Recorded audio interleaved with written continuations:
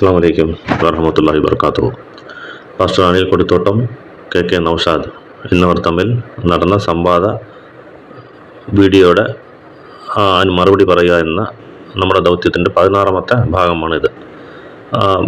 Pastor കൊടിത്തോട്ടവും K നൗഷാദും തമ്മിൽ ബൈബിളിൻ്റെ ദൈവികത, ഖുർആനിൻ്റെ ദൈവികത എന്ന തലക്കെട്ടിൽ ഒരു സംവാദം നടക്കുകയുണ്ടായി. ആ സംവാദത്തിൽ കൊടിത്തോട്ടം സംവാദത്തിൻ്റെ തലക്കെട്ടിൽ നിന്ന് വ്യതിചലിച്ച് പ്രവാചകനെ ആക്ഷേപിക്കാനും അങ്ങനെ മറ്റ് പല രീതിയിൽ മുസ്ലിങ്ങളെ ആക്ഷേപിക്കുന്ന രീതിയിൽ അദ്ദേഹം അതിനകത്ത് സംസാരിക്കുകയുണ്ടായി. അതുപോലെ തന്നെ തലക്കെട്ടുമായിട്ട് ബന്ധമില്ലാതെ പ്രവാചകൻ്റെ ഒരു 5 നന്മ നിങ്ങൾക്ക് പറയാൻ പറ്റുമോ, 10 നന്മ പറയാൻ പറ്റുമോ എന്നുള്ള രീതിയിൽ ഒരു ചോദ്യവും അതിലുന്നയിച്ചു. അത് തലക്കെട്ടുമായിട്ട് യാതൊരു ബന്ധവുമില്ല. ഖുർആൻ്റെ പറയുമ്പോൾ ഖുർആൻ്റെ പറയണം, ധാർമ്മികതയെക്കുറിച്ച് പറയണം, ബൈബിളിൻ്റെ ധാർമ്മികതയെക്കുറിച്ച് പറയണം. അതല്ല ആരിലാണ് മാതൃക എന്നുള്ളതാണ് ടോപ്പിക്കെങ്കിൽ ആ ടോപ്പിക്ക് യേശുവിലാണോ പ്രവാചകനിലാണോ മാതൃക എന്ന ടൈറ്റിലിൽ അത് ഡിസ്കസ് ചെയ്യണം. ഈ ഒളിച്ചു കടത്തുക എന്നുള്ളതാണ് ഈ അപ്പോളജിറ്റ് എന്ന ഈ പറയുന്ന ആളുകളുടെ ഒരു മെയിൻ അജണ്ട. അവർക്ക് വേണ്ടത് സംവാദം എന്ന് പറഞ്ഞാലും ഇനി ചർച്ച എന്ന് പറഞ്ഞാലും പ്രവാചകനെക്കുറിച്ച് മോശമായിട്ട് പറയാനുള്ള ഒരു വേദി അവർക്ക് വേണം. അതുകൊണ്ടാണ് അക്ബർ അവരുമായിട്ടുള്ള ഡിബേറ്റുകളൊക്കെ നടക്കാതെ ഇരിക്കുന്നതിൻ്റെ മെയിൻ കാരണം ഇതാണ്. ഇവർ അധിക്ഷേപിക്കാൻ വേണ്ടി മാത്രം തക്കം പാർത്തിരിക്കുന്ന ആൾക്കാരാണ്. അത് നമ്മൾ വേദി ഒരുക്കി കൊടുക്കണമെന്നാണ് പറയുന്നത്.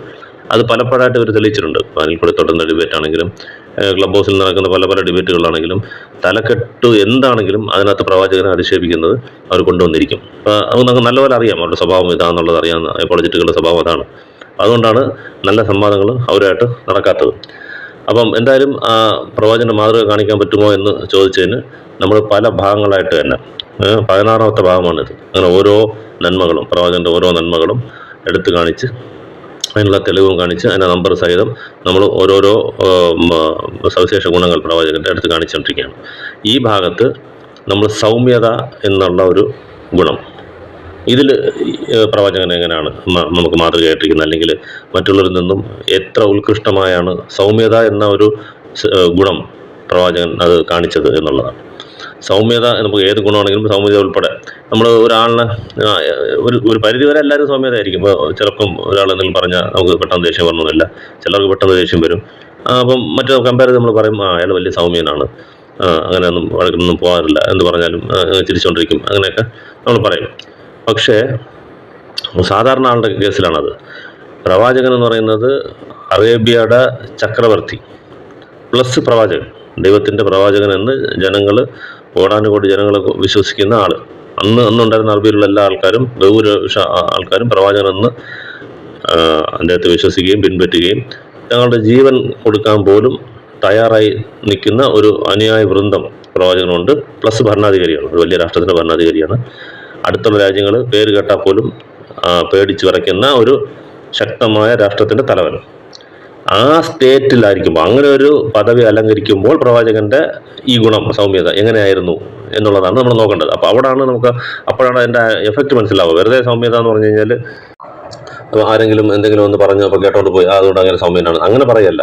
ഈ ഒരു പദവി അലങ്കരിക്കുമ്പോഴും ഇത്ര പവർഫുള്ളായിട്ടുള്ള ഒരു രാഷ്ട്രത്തിൻ്റെ തലവനായിരിക്കുമ്പോഴും പ്ലസ് ആത്മീയ 2 പദവിയാണ്, ആത്മീയ നേതൃത്വവും പ്ലസ് ഭരണാധികാരി എന്നുള്ള ഭരണത്തിൻ്റെ നേതൃത്വവും ഉള്ള ഒരു മനുഷ്യൻ. അത് ലോക ചരിത്രത്തിൽ അങ്ങനെ ആരുമില്ല ഈ 2 പദവിയും ഒന്നിച്ച് വഹിച്ചിരുന്ന ആൾ. അപ്പോൾ എത്രത്തോളം ദേഷ്യവും ഇതൊക്കെ കാണണം. അതുപോലെ ധീരത എന്നുള്ള ഒരു സവിശേഷ ഗുണം നമ്മൾ നേരത്തെ കണ്ടു. ആ യുദ്ധകളത്തിലൊക്കെ എങ്ങനെയായിരുന്നു ധീരമായി പോരാടിയിരുന്നത്.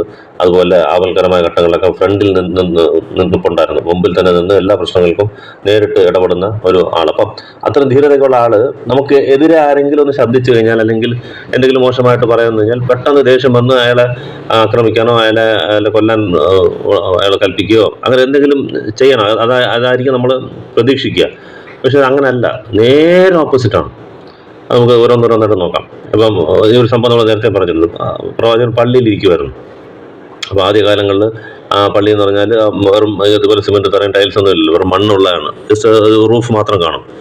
അപ്പോൾ ഒരു ഗ്രാമവാസി അറബി നേരെ വന്ന് ആ പള്ളിക്കകത്തിരുന്ന് മൂത്രമൊഴിക്കുകയാണ്. അപ്പോൾ കൂടെ ഇരുന്ന സഹാബികൾ നീരന്മാർ ഓടിപ്പോയി അയാൾ പിടിക്കാൻ പോന്നു. അവിടെ പ്രവാചകൻ പറയാം, ഇല്ല നിൽക്കുന്നു, അയാൾ മൂത്രമൊഴിക്കരുത്, അയാൾ വിടാൻ പറയും. അയാൾ ഫുള്ള് മൂത്രമൊഴിച്ചതിന് ശേഷം അയാൾ ഇങ്ങോട്ട് വിളിച്ചിട്ട് പറയും, ഇത് അള്ളാഹുവിനെ വണങ്ങുന്ന ഒരു സ്ഥലമാണ്, അവിടെ ഇങ്ങനെ ഒന്ന് കാര്യങ്ങൾ ചെയ്തത് എന്ന് പറഞ്ഞിട്ട് അയാൾക്ക് പോകാൻ പറയും. എന്നിട്ട് സഹാബികളെടുത്ത് അതിനകത്ത് കുറച്ച് ബക്കറ്റിനകത്ത് വെള്ളം കൊണ്ടുവന്ന് ഒഴിക്കാൻ പറയും. അപ്പോൾ പറയുന്ന ഒരു കാര്യമുണ്ട്. ഗ്രാമവാസിയെ പോയി തടുക്കാൻ പോകുമ്പോൾ പറയും, നമ്മൾ അയക്കപ്പെട്ടിരുന്നത് ജനങ്ങളുടെ ജീവിതം ഈസിയാക്കാനാണ്, ദുസ്സഹമാക്കാനല്ല. നമ്മൾ എപ്പോഴും ഒരു സൗമ്യത, ഏതൊരു കാര്യത്തിലും നമ്മൾ സൗമ്യത നിലനിർത്തണം എന്നവർക്ക് ഉപദേശിക്കുകയാണ്. ഇത് ബുഖാരി 220, നസയി 329 ഈ ഹദീസിൽ കാണാം. അപ്പോൾ ഒരു പള്ളിക്കകത്ത് വന്നിരുന്ന് മൂത്രമൊഴിക്കുന്നത് പോലും കണ്ടുകൊണ്ടിരിക്കുന്നു. ആ സമയത്തൊരു മനുഷ്യൻ്റെ അത്യാവശ്യമാണത്. ആ ഇടയ്ക്ക് പിടിച്ച് നിർത്തി കഴിഞ്ഞാൽ അവർ ബുദ്ധിമുട്ടുണ്ടാവും ആർക്കായാലും. അപ്പോൾ ഒക്കെ തെറ്റാണെങ്കിലും പിന്നീട് ഇട വിളിച്ച് ഇങ്ങനെ ചെയ്യരുത് എന്നുള്ളൊരു ഉപദേശം മാത്രം കൊടുക്കുന്നതല്ലാതെ അയാളെ പിടിച്ച് ഭരിക്കുകയോ അടിക്കുകയോ, ഇന്നെങ്ങാനും ഇങ്ങനെ നടന്നിരുന്ന ആലോചിച്ചൊക്കെ ഏതെങ്കിലും ഒരു ആരാധനയിലത്ത് ആരെങ്കിലും ഇങ്ങനെ വന്നൊരു അറിയാത്തവർ ചെയ്താൽ ഒരു തലയ്ക്ക് സ്ഥിരത ആൾ ചെയ്താൽ പോലും അവനെ അടിച്ചു ഒന്ന് ഇതാക്കി കളയും. അപ്പോൾ ഇങ്ങനെയുള്ള സൗമ്യതകൾ, ഇങ്ങനെയുള്ള ടോളറൻസ് ഒന്നും മനുഷ്യർക്കില്ല. അപ്പം സാധാരണ ആർക്കും വരില്ല. ഒരു പ്രവാചകൻ അത് എത്ര സിമ്പിളായിട്ടാണ്, അത് ഉപദേശമാണ് അതിനകത്ത് മെയിൻ ശ്രദ്ധിക്കേണ്ടത്. നമ്മൾ മനുഷ്യരോട് അവരുടെ കാര്യങ്ങൾ ലളിതമാക്കാനാണ് നമ്മളിവിടെ അയക്കപ്പെട്ടിരിക്കുന്നത്, അല്ല ദുസ്സഹമാക്കാനല്ല. അതുകൊണ്ട് വളരെ ജെന്റിലായിട്ട് പെരുമാറുക എന്ന് പറഞ്ഞു. ഇപ്പം എന്തുണ്ട് നമ്മൾ പ്രതീക്ഷിക്കുന്നു, ഇങ്ങനെയുള്ള സമയത്ത് സാറിന് നമ്മൾ പ്രതികരിക്കുന്നത് വളരെ ഹാർഷായിട്ടായിരിക്കും എല്ലാവരും, ആരാണെങ്കിലും. അപ്പം എത്ര താഴ്ന്ന ആളാണെങ്കിലും ദേഷ്യം വരും. പക്ഷെ ഒരു മതാചാര്യൻ, മതത്തിൻ്റെ പ്രവാചകൻ, ദൈവത്തിൻ്റെ ദൂതൻ, വലിയ ഭരണാധികാരി എന്ത് ജെന്റിലായിട്ടാണ് അവരായിട്ട് പെരുമാറിയെന്ന് നോക്കാം. അതുപോലെ തന്നെ മറ്റൊരു സംഭവം, യഹൂദന്മാർ അവിടുത്തെ മൈനോറിറ്റി ആയിട്ട് ജീവിച്ചിരുന്ന ആളുകളാണ്. പല പിൽക്കാലത്ത് ഇസ്ലാം രാഷ്ട്രത്തിനെതിരെ പല ശല്യങ്ങളും ചെയ്ത് അവർ തമ്മിൽ യുദ്ധങ്ങളൊക്കെ നടന്ന ഒരു സമുദായമാണ് അവർ എന്തെങ്കിലും ഇങ്ങനെ കുഴപ്പങ്ങൾ ഒപ്പിച്ചുകൊണ്ടേയിരിക്കും എപ്പോഴും.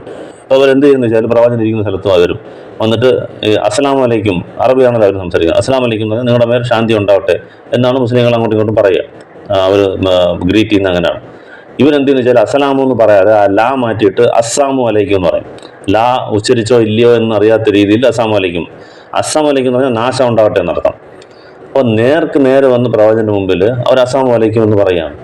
അപ്പോൾ ഒന്ന് ആലോചിച്ച് നോക്കണം, ആരാണെങ്കിലും ഇതെങ്ങനെ പ്രതികരിക്കും? ഒരു രാഷ്ട്ര തലവൻ്റെ അടുത്താണ് അവർ നേരെ പറയുന്നത്. ഒരു മൈനോറിറ്റി, അവിടെ താമസിക്കുന്ന മൈനോറിറ്റി കമ്മ്യൂണിറ്റി ഈ പ്രവാചകനെ കുറിച്ചുള്ള വിമർശനം ഉണ്ടാക്കി വെച്ചിരുന്ന ചിത്രം എന്ന് പറഞ്ഞാൽ യഹൂദന്മാരെ കൊല്ലുന്നു, മറ്റ് മതസ്ഥരെ കൊല്ലാൻ പറയുന്നു, അയൽക്കാരെടുത്ത് യുദ്ധം ചെയ്യാൻ പറയുന്നു. ഇത് യുദ്ധമല്ല, ഇങ്ങോട്ട് വന്ന് ശപിക്കുകയാണ്, അല്ലെങ്കിൽ നാശം ഉണ്ടാവട്ടെ നേർക്ക് നേരെ പറയണം. അപ്പോൾ എന്ത് ചെയ്യണം? അവരെ വെട്ടി കൊല്ലണം എന്നുള്ളതാണ് ഈ വിമർശകർ ഉണ്ടാക്കി വെച്ചിരുന്ന ചിത്രം. പക്ഷെ നേരെ ഓപ്പോസിറ്റാണ്. കൂടെ ഇരുന്ന് ആയിഷ ബീവി പറയും, ഒന്ന് തിരിച്ച് പറയും. അതിന് അടിക്കാനോ പിടിക്കാനൊന്നും പറ്റില്ല. അസ്സാമു അലൈക്കും എന്നുള്ള വാലൈക്കും അസ്സാം, വാലൈക്കും അസ്സാമു എന്നുള്ള ആ ഒരു അർത്ഥമില്ല. നിങ്ങൾക്ക് നാശം ഉണ്ടാവട്ടെ എന്നുള്ള വാക്ക് പറയുമ്പോഴത്തേക്ക് പ്രവാചകൻ തടുക്കും. ഇല്ല ആയിഷ, അങ്ങനെ പറയരുത്. നമ്മൾ വളരെ സൗമ്യമായിരിക്കണം. അവരങ്ങനെ പറഞ്ഞ് തിരിച്ച് നമുക്ക് അതേപോലെ പറയാൻ പാടില്ല. വേണമെങ്കിൽ വാലയ്ക്കും, നിങ്ങൾക്കും അതുപോലെ എന്ന് മാത്രം പറയുക. നിങ്ങൾക്ക് നാശം ഉണ്ടാകട്ടെ എന്നുള്ള വാക്ക് നമ്മുടെ വായിൽ നിന്ന് വരാൻ പാടില്ല. അവരെന്ത് പറഞ്ഞോ, നല്ലതാണെങ്കിൽ നല്ലത്, ചീത്താണെങ്കിൽ ചീത്ത എന്നുള്ള രീതിയിൽ വാലയ്ക്കും എന്ന് മാത്രം പറയുക. അവരുടെ അടുത്ത് പോയിട്ട് നിങ്ങൾക്ക് നാശം ഉണ്ടാവട്ടെ എന്ന് പറയരുത്. ജെന്റിൽ ആയിരിക്കണം, അവിടെയും പറയും ജെന്റിൽ ആയിരിക്കണം. അത് വളരെ ഇമ്പോർട്ടൻ്റ് ആയിട്ടുള്ള ഒരു ഗുണമാണത്. നമ്മൾ ജെന്റിലായിരിക്കുന്ന ദൈവം ഇഷ്ടപ്പെടുക എന്നുള്ള രീതിയിൽ പറയും. ഇത് ബുഖാരിയിൽ 6395 ഹദീസിൽ കാണാം. അതുപോലെ ജാബിർ പറയുന്ന ആളാണ്, പ്രവാചകൻ വളരെ സൗമ്യമായ ഒരു മനുഷ്യനായിരുന്നു, സൗമ്യമായി ഡീൽ ചെയ്യുന്ന ആളായിരുന്നു എന്ന് കൂടെ വരുന്ന സഹാബികൾ സർട്ടിഫൈ ചെയ്യുകയാണ്. അത് മുസ്ലിമിൽ 1213C എന്നുള്ള ഹദീസിൽ കാണാം. മറ്റൊരു സമയത്ത് പ്രവാചകൻ വീട്ടിലായിരുന്നപ്പോൾ ഒരാൾ കാണാൻ വരും. അപ്പം ആയിഷ ബീവി എന്ന് പറയുന്നത് ഇന്നാർ വന്നിട്ടുണ്ടെന്ന് പറയും. അപ്പോൾ ആയിഷ ബീവി പറഞ്ഞു, അയ്യോ അദ്ദേഹമാണെങ്കിൽ വാ തുറന്ന വെറും മോശമായ സംസാരിക്കുന്ന ആളാണ്, ഇദ്ദേഹം എന്നാണല്ലോ വന്നേക്കുന്നതെന്ന് പറഞ്ഞിട്ട് ശരി എന്ന് വരാൻ പറയും. വന്ന് ആ ആളകത്ത് വരുമ്പോഴത്തേക്ക് അയാളോട്ട് വളരെ സൗമ്യമായിട്ട് സംസാരിച്ച് എല്ലാം കഴിഞ്ഞിട്ട് തിരിഞ്ഞു പോകും. അപ്പം പോയതിനു ശേഷം ആൾ ചോദിക്കും, താങ്കളല്ലേ പറഞ്ഞ വളരെ മോശമായ ആളാണെന്ന്. പക്ഷെ എന്നിട്ട് താങ്കൾ എന്തിനാ അത്ര സൗമ്യമായിട്ടാണ് സംസാരിച്ചത്? അത് അങ്ങനെ അതൊക്കെ തന്നെയാണ്. പക്ഷെ ഇങ്ങനെയുള്ള ആൾക്കാർ കണ്ട ആൾക്കാർ ഓടി മാറുന്ന ടൈപ്പ് ഒരു സ്വഭാവമുള്ള ആൾക്കാരാണ്. അങ്ങനെ ഒരിക്കലും ആവാൻ പാടില്ല. പക്ഷെ അങ്ങനെയുള്ള ആളുടെ അടുത്ത് പോലും സൗമ്യമായിട്ടാണ് സംസാരിക്കുന്നത്. അതാണ്, ഒരാൾ മോശമാണെന്നുള്ള പേരെടുത്ത് അറിയാൻ പ്രവാചകന്, എന്നിട്ട് പോലും നേരെ സംസാരിക്കുമ്പോൾ അവന് ഇത് കൊടുത്തിട്ട് സൗമ്യമായിട്ടാണ് സംസാരിക്കുന്നത്. ഇത് ബുഖാരിയിൽ 6131 കാണാം. അപ്പോൾ എങ്ങനെയാണ് ഇത്രയും ഒരു മോശമായ ആളാണെങ്കിലും തിരിച്ച് അദ്ദേഹത്തെ ശപിക്കുന്ന ആൾക്കാർ വന്നാലും, ഒരാൾ വന്ന് പള്ളിക്കകത്തിൻ്റെ മൂത്രം വെച്ചാൽ അവരുടെ തന്നെ വളരെ സൗമ്യത ഇതെങ്ങനെ പാലിക്കാൻ കഴിയുന്നു എന്നുള്ളത് വലിയ അത്ഭുതമാണ്. ഇത് ഇങ്ങനെ ഒരു കോമ്പിനേഷൻ ഒക്കെ കാണിക്കാൻ പറ്റത്തില്ല. ഇത്രയും സൗമ്യത കാണിച്ച ഒരാൾ വ്യക്തിയെ നിങ്ങൾക്ക് ഉദാഹരണമായിട്ട് കാണിക്കാൻ പറ്റത്തില്ല. ഖുർആനിൽ തന്നെ അല്ലാഹ് പറയുന്നു, നീ അവരോട് വളരെ സൗമ്യമായിട്ടാണ് പെരുമാറുന്നത്, അല്ലെങ്കിൽ അവർ നിന്നെ വിട്ട് ഓടിയേനെ എന്നുള്ള ആ ഒരു വചനം 3:159 ആലി ഇമ്രാനിലെ 159 വചനം 3159 കാണാം. നീ വളരെ സൗമ്യതയോടാണ് അവരോട് പെരുമാറുന്നത്. മറ്റൊരു ഹദീസിൽ കാണാം, അള്ളാഹു എന്ന് പറഞ്ഞാൽ തന്നെ സൗമ്യതയാണ്, അള്ളാഹു സൗമ്യത ഇഷ്ടപ്പെടുന്നു. എൻ്റെ അബൂദാവൂദിൽ 4807. അപ്പോൾ ഇത്രത്തോളം വരെ അള്ളാഹു സൗമ്യത തന്നെയാണ് ഇഷ്ടപ്പെടുന്നത്. അള്ളാഹു സൗമ്യനാണ്, അള്ളാഹു ഇഷ്ടപ്പെടുന്നത് സൗമ്യതയാണ്. അപ്പോൾ ഇതൊക്കെ 100% പ്രവാചകൻ വിശ്വസിച്ചത് കൊണ്ടാണ് ഇത്ര സൗമ്യതയോടെ പെരുമാറാൻ പറ്റുന്നത്. ഇത് അള്ളാഹുവിന് ഇഷ്ടപ്പെട്ട കാര്യമാണ്, നമ്മൾ ഇത് സൗമ്യതയോടെ ജീവിച്ചാൽ മാത്രമാണ് അള്ളാഹുവിനോട് നല്ല ഇഷ്ടം പ്രാപിക്കാൻ പറ്റത്തുള്ളൂ എന്ന് അദ്ദേഹം 100% വിശ്വസിച്ചുകൊണ്ടാണ് ആ ക്വാളിറ്റി വന്നത്. അള്ളാഹു സർട്ടിഫൈ ചെയ്യുന്നുണ്ട്, നീ വളരെ സൗമ്യമായിട്ടാണ് അവരുടെ അടുത്ത് പെരുമാറുന്നത് എന്നുള്ളത്. ഇത്രയും ഹാർഷായിട്ട് അവർ ചെയ്തിട്ടും അവരുടെ അടുത്തൊന്നും ചെയ്യാതെ മിണ്ടാതിരിക്കുന്നില്ലേ, അതാണ്. മറ്റൊരു സമയത്ത് ഒരു ആയിഷ ബീവി ഒരു ഒട്ടകത്തിൻ്റെ പുറത്ത് കയറാൻ ശ്രമിക്കും. ആ ഒട്ടകമാണെങ്കിൽ കുറച്ച് നാളായിട്ട് ഇങ്ങനെ യാത്രയ്ക്ക് യൂസ് ചെയ്യാത്ത ഒട്ടകമാണ്.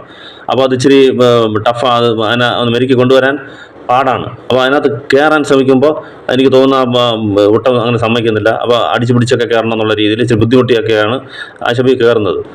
അപ്പോൾ പറയാണ് ആയിഷ ജെന്റിലായിരിക്കണം, സൗമ്യത ആയിരിക്കണം. സൗമ്യത ഏത് കാര്യത്തിലുണ്ടോ അതതിനെ സുന്ദരമാക്കി തീർക്കും, അതാണ് ഉപദേശം.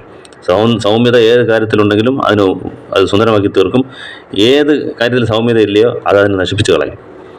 എന്ത് ഉദാഹരണം, ഒരു ഒട്ടകത്തിൻ്റെ പുറത്ത് കയറുമ്പോൾ പോലും അതിനെ വലിച്ചു പറിച്ച് അങ്ങനെ വെള്ളമുണ്ടെങ്കിൽ കയറാതെ വളരെ സൗമ്യമായിട്ട് ജനറലായിട്ടും അതായത് സംസാരത്തിൽ മാത്രമല്ല, സംസാരത്തിൽ, നോട്ടത്തിൽ, ഒരു ചെയ്തിയിൽ, ഒരു കാര്യം ചെയ്യുമ്പോഴും ആ സൗമ്യതയോടെ, ഒരു ചിട്ടയോടെ, ഒരു വെപ്രാളം ഇല്ലാതെ, മറ്റൊരു ആ മൃഗത്തിന് പോലും ബുദ്ധിമുട്ടുണ്ടാവാതെ വളരെ കയറണം. ഇതൊക്കെ ടു ദ കോർ എന്ന് പറയുന്ന ആ ക്യാരക്ടറിൻ്റെ ടു ദ കോറാണ്. ഇതെങ്ങനെ ഇത് പറ്റും, വേറെ ആർക്കും ഇങ്ങനെ പറ്റാൻ പറ്റത്തില്ല. ഇത് നിങ്ങൾ നന്മ കാണിക്കുന്നത് ഇതൊക്കെ നിങ്ങൾ വായിച്ചിട്ടാണോ വായിക്കാതെയാണെന്ന് അറിയാൻ പറ്റുക. ഇതിങ്ങനെ കാണിക്കും ഒരാളിനെ, ഇതേനൊക്കെ പറഞ്ഞത്, ഇതേനൊക്കെ പെരുമാറിയത്. ഇതേ ക്യാരക്ടർ അദ്ദേഹത്തിന് ഉണ്ടായിരുന്നു. അതാണ് മറ്റു സാബി പറയുന്നത്. ഈ പറയുന്നത് മാത്രമല്ല, പറഞ്ഞ അതേപോലെ അദ്ദേഹം ചെയ്ത് കാണിക്കുകയും ചെയ്തിട്ടുണ്ട്. കൊല്ലാൻ വന്നൊരു ജൂത സ്ത്രീ, അവരെ വെറുതെ വിട്ടു. ഇത് നടക്കുന്ന ഇതിലും കൂടുതൽ ഒരു സൗമ്യത അല്ലെങ്കിൽ ഇതെന്താ പറയേണ്ടത്? കൊല്ലാൻ വന്നൊരു ജൂത സ്ത്രീയെ പോലും വിഷം കൊടുത്തില്ലെന്ന് വെറുതെ വിട്ടു. അപ്പം ഈ പറഞ്ഞത് ആയിഷ ബീവി എടുത്ത് ഒട്ടകത്തിൻ്റെ പുറത്ത് കയറുമ്പോൾ സൗമ്യത കാണിക്കണം എന്ന് പറയുന്നത് അബൂദാവൂദിൽ 4808 കാണാം. അബൂദാവൂദ് 4808. അതുപോലെ തന്നെ അദ്ദേഹത്തിന് പ്രവാചകന് ആരെങ്കിലും എതിരെ ഒരു മോശം പ്രവൃത്തി അദ്ദേഹത്തിനെതിരെ ചെയ്താൽ തിരിച്ച് അതേപോലെ പ്രവൃത്തി മോശം കാണിക്കാറില്ല. മറിച്ച് അദ്ദേഹം അവരെ ക്ഷമിക്കുകയാണ് ചെയ്യാറ്. അവരെ ക്ഷമിച്ച് അതിന് തിരിച്ചൊന്നും ചെയ്യാതെ അവരെ വിട്ടയക്കുകയാണ് ചെയ്യുന്നത്. അത് അഷമൽ മുഹമ്മദിയ 346 എന്നുള്ള ഹദീസ് ഗ്രന്ഥത്തിൽ കാണാം. ഒരിക്കലും തിരിച്ച് ഒരു തിന്മയ്ക്ക് പകരം അങ്ങോട്ടൊരു തിന്മ പ്രവാചകൻ ചെയ്തിട്ടില്ല. അവർക്ക് പുറത്തു കൊടുക്കുകയാണ്, മാപ്പ് കൊടുക്കുകയാണ് പ്രവാചകൻ ചെയ്യാറ് എന്നുള്ളത് അദ്ദേഹത്തിൻ്റെ ഒരു ക്യാരക്ടറായിരുന്നു. പിന്നെ എപ്പോഴും മുഖത്ത് ഒരു ചിരി എന്ന് പറഞ്ഞാൽ പുഞ്ചിരി, ലൈറ്റായിട്ടുള്ള സ്മൈൽ, ലാഫല്ല, വലിയ ചിരിക്കുന്നില്ല. എപ്പോഴും ഇങ്ങനെ സൗമ്യതായിട്ടൊന്ന് ചിരിച്ച മുഖത്തോടു കൂടിയുള്ള, എപ്പോഴും ചിരിച്ച മുഖത്തിലായിരിക്കും എന്ന് കാണാം. അതായത് പ്രവാചകനെക്കാട്ടി ഒരാൾ ഇതേപോലെ ചിരിച്ച മുഖത്തോടെ കാണുന്ന ഒരാളില്ല എന്നാണ് തിരുമതിയിൽ 3641 എന്ന് സഹാബികൾ പറയുകയാണ്. കൂടുതലുള്ള സഹാബികൾ എപ്പോഴും ചിരിച്ച മുഖത്ത് ആണ്. ഇതേ കണക്ക് ചിരിക്കുന്ന ഒരു സൗമ്യമായിട്ട് പുഞ്ചിരിച്ചുകൊണ്ടിരിക്കുന്ന ആളിനെ നമ്മൾ കണ്ടിട്ടില്ല. അതുപോലെ പഠിപ്പിച്ചു, നിങ്ങളുടെ സഹോദരനെ കണ്ടിട്ട് നിങ്ങൾ ചിരിച്ചു കഴിഞ്ഞാൽ അത് ധർമ്മമാണെന്ന് പറയും. നമ്മൾ സാധാരണ പൈസ ഒക്കെ കൊടുക്കുന്നതാണ് ധർമ്മം എന്ന് പറയുന്നത്. പക്ഷെ ഒരാളിനെ കണ്ടു കഴിഞ്ഞാൽ അവനെ ചിരിച്ച് മുഖത്തോടെ അവനെ കാണുക എന്ന് പറയുന്നത് ധർമ്മമാണെന്ന് പഠിപ്പിച്ച ദീനാണ് ഇസ്ലാം പ്രവചനം പഠിപ്പിച്ചത്. ഇതൊക്കെ ആര് ഇങ്ങനെ പഠിപ്പിച്ചെന്നുള്ളത് കാണിച്ചു തരണം. ഇത് തിരുമതിയിൽ 1956 ചിരിച്ച മുഖത്തോട് കാണുക, അത് ധർമ്മമാണ് എന്നുള്ളത്. അപ്പോൾ അത് ഒരു സൈക്കോളജി എഫക്റ്റാണ്. അപ്പം തന്നെ രണ്ടുപേരുടെ ഇടയ്ക്കുള്ള ആ ഫസ്റ്റ് മീറ്റിങ്ങിൽ തന്നെ ഉള്ള എന്തെങ്കിലും ഒരു ഇതുണ്ടെങ്കിൽ മഞ്ഞുരുകുന്ന പോലെ ഉരുപ്പോവും. അവർ തമ്മിലുള്ള എന്തെങ്കിലും ചരാൻ വരുന്ന അല്ലെങ്കിൽ ഈഗോയോ എല്ലാം ഉണ്ടെങ്കിൽ ആ ചിരിയിൽ എല്ലാം അങ്ങ് പോവും. അപ്പോൾ അതുകൊണ്ടാണ് ചിരിക്കുന്നത് ധർമ്മമാണെന്ന് പറഞ്ഞത്. അതുപോലെ ജാബിർ ഇബ്നു അബ്ദുള്ള പറയുന്നത്, ഞാൻ ഇസ്ലാം സ്വീകരിച്ചതിന് ശേഷം ഞാൻ എപ്പം പെർമിഷൻ ചോദിച്ചാലും, പ്രവാചകനെ കാണണമെന്ന് ചോദിച്ചാൽ എപ്പോൾ ചോദിച്ചാലും എനിക്ക് പെർമിഷൻ തരുമായിരുന്നു. എന്നെ കാണുമ്പോഴെല്ലാം പുഞ്ചിരിച്ച മുഖത്തോടു കൂടിയായിരുന്നു എന്നെ കണ്ടിരുന്നത്. ഇത് മുസ്ലിം 2475 കാണാം ഈ ഹദീസ്. എപ്പോഴും എന്നെ കാണുമ്പോഴെല്ലാം ചിരിച്ച മുഖത്തിൽ തന്നെയാണ് ഞാൻ കണ്ടിരുന്നത് എന്നുള്ളത്. അപ്പം അതുപോലെ തനിക്ക് എതിരെ ആരെങ്കിലും എന്ത് ചെയ്ത് കഴിഞ്ഞാൽ അതിന് പകരം കിട്ടുന്ന സ്വഭാവം പ്രവാചകനില്ല. യുദ്ധം പറഞ്ഞാൽ രാഷ്ട്രത്തിനെതിരെ നീങ്ങുമ്പോൾ അത് ചെയ്തേ പറ്റും. ഭരണാധികാരിയുടെ ഡ്യൂട്ടി എന്നുള്ള നിലയ്ക്ക് രാഷ്ട്രത്തിനെതിരെ കാര്യം നിൽക്കുമ്പോഴത്തേക്ക് ആ രാഷ്ട്രത്തിൻ്റെ സംരക്ഷണം എന്നുള്ള നിലയ്ക്ക് അതും ചുമ്മാ ഇരിക്കാൻ പറ്റത്തില്ല. ഈ ചേട്ടത്തിലടിച്ച് ആ ചേട് കാണിക്കുക എന്നുള്ള രീതിയിൽ അവിടെ ഇരിക്കാൻ പാടില്ല. സ്വന്തം കാര്യത്തിൽ ചെയ്തിട്ടുണ്ട്, സ്വന്തം കാര്യത്തിൽ ഒരിക്കലും റിവഞ്ച് എടുത്തിട്ടില്ല. ഇത് ബുഖാരി 6126 കാണാം. എന്ത് ചെയ്താലും തിരിച്ച് അവനെ നോട്ട് ചെയ്ത് വെച്ചിട്ട് അവനെ തിരിച്ച് അതിനൊക്കെ പകരം വിട്ടണമെന്നുള്ള പ്രവാചകം ചെയ്തിട്ടില്ല. അതുപോലെ അനസ് എന്നുള്ള ഒരു സഹായി ഉണ്ടായിരുന്നു, പ്രവാചകൻ 10 വർഷം ഉണ്ടായിരുന്നു. ഒരു സമയത്ത് പോലും എന്ന് പോലും പറഞ്ഞിട്ടില്ല. എന്താ നീ ചെയ്യുന്ന ജോലി, ഇത് ശരിയല്ലല്ലോ, ഇങ്ങനെയാണോ ചെയ്യേണ്ടത്, ഞാൻ ഇങ്ങനെയല്ലല്ലോ ചെയ്യാൻ പറഞ്ഞത്, അല്ലെങ്കിൽ നീ എന്തുകൊണ്ട് അങ്ങനെ ചെയ്തു, അങ്ങനെ ചോദിച്ചിട്ടേ ഇല്ല എന്നുള്ളത് നമുക്ക് തിർമിദിയിൽ 2015 എന്നുള്ള ഹദീസ് ഗ്രന്ഥത്തിൽ കാണാം. അപ്പോൾ ഏതൊക്കെ ഇതേപോലെയുള്ള നമ്മൾ പ്രവാചകൻ്റെ ജീവിതത്തിൽ നമ്മൾ എടുത്തു നോക്കിക്കഴിഞ്ഞാൽ വളരെ സൗമ്യതയോടെ കൂടി അവിടെ താമസിക്കുന്ന അന്യമതസ്ഥരോടുകൂടിയാണെങ്കിലും മറ്റാൾക്കാരോടുകൂടിയാണെങ്കിലും തന്നെ എതിർത്ത് സംസാരിക്കുന്ന ആളോടാണെങ്കിലും വളരെ സൗമ്യതയോടെ പെരുമാറുന്നതും സംസാരിക്കുന്നതും ചെയ്യുന്ന പ്രവൃത്തിയിൽ പോലും സൗമ്യത കാണിക്കണം എന്ന് പറഞ്ഞ പ്രവാചകനെ നമ്മൾ കാണാം. അപ്പം ഇതുപോലെയൊക്കെ ഉള്ള എല്ലാ കോമ്പിനേഷനും, ധീരത പറഞ്ഞു, സൗമ്യത പറഞ്ഞു, ക്ഷമ പറഞ്ഞു, ഇതെല്ലാ കോമ്പിനേഷനിലും ടോപ്പാണ്, എല്ലാത്തിലും ടോപ്പാണ്. ഇങ്ങനെ ഒരാളെ നിങ്ങൾക്ക് തീർച്ചയായിട്ടും ഒരു മാതൃകയായിട്ട് ഈ ലോകത്തിൽ എങ്ങനെ തിരഞ്ഞു നോക്കിയാലും ഒരാളെ കൊണ്ടുവരാൻ പറ്റത്തില്ല. അതുകൊണ്ടാണ് മുസ്ലിങ്ങൾ എപ്പോഴും ഘോരഘോരം പറയുന്നത് പ്രവാചകൻ ഉത്തമ മാതൃകയാണെന്ന്. ഖുർആൻ അത് പറഞ്ഞു, പ്രവാചകൻ നിങ്ങൾ ഉത്തമ മാതൃകയുണ്ടെന്ന്. നിങ്ങൾക്ക് പക്ഷേ ഇത് കേൾക്കുമ്പോൾ ഡൈജസ്റ്റ് ചെയ്യാൻ പറ്റുന്നില്ല ഈ ചോദ്യം ചോദിക്കുന്ന വിമർശകർക്ക്.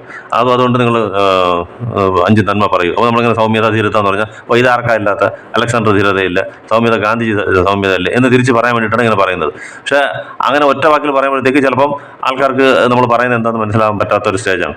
ഇതേസമയം ഇങ്ങനെ നമ്മൾ വിവരിച്ച് പറയുമ്പോൾ, സംഭവങ്ങൾ വിവരിച്ച് അതിൽ പ്രവാചകൻ്റെ ക്യാരക്ടർ ഇതായിരുന്നു എടുത്ത് പറയുമ്പോഴത്തേക്ക് അപ്പോൾ നമുക്ക് മനസ്സിലാക്കാൻ പറ്റും ഇത് ഗാന്ധിജി പോലെ അലക്സാണ്ടർ പോലെ ഒന്നും അല്ല, എത്രയോ മടങ്ങാണ് പ്രവാചകൻ്റെ ഓരോ സവിശേഷ ഗുണവും നമുക്ക് കാണാൻ പറ്റും. ഇൻഷാ അല്ലാഹ് ബാക്കി അടുത്തടുത്ത ഭാഗങ്ങൾ നോക്കാം. അസ്സലാമു അലൈക്കും.